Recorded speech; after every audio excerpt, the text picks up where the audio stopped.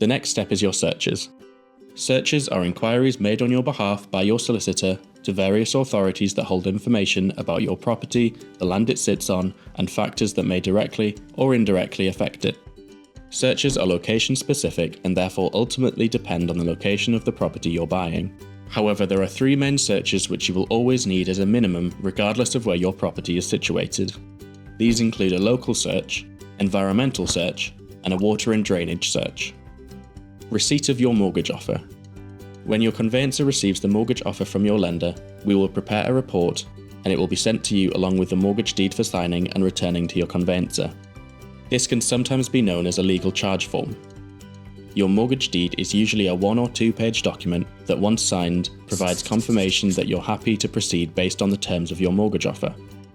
Upon completion, the signed mortgage deed is a legally binding document. Please note that your signature must be made in the presence of an independent witness who is over 18 and not a family member. They should sign where indicated on the mortgage deed, adding their full name and address. Each signature must be witnessed separately, but this can be the same witness.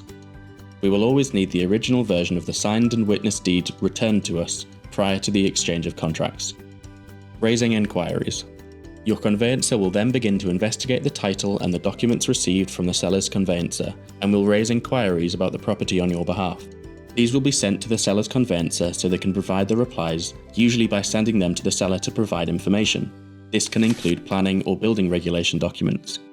If you're buying a property for a particular reason, you'll need to let your conveyancing team know. We'll need to check the property title, for example, to see if you can build an extension or garage conversion with or without any additional permissions. Reporting on title. On receipt of all answers to inquiries made about the property, your conveyancer will send you a report advising on their findings, along with a contract and transfer for signing and all of the documents received from the sellers.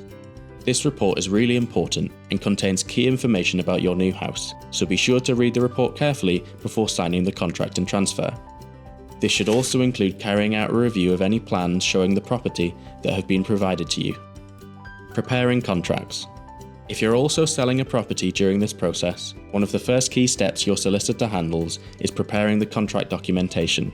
Once you've accepted an offer, your solicitor will put together a formal contract pack, which includes the draft sale contract, copies of the title deeds, and the completed TA6 property information form covering details on boundaries, council tax, and any alterations, and a TA10 fixtures and fittings form listing what is included in the sale, for example carpets and light fittings.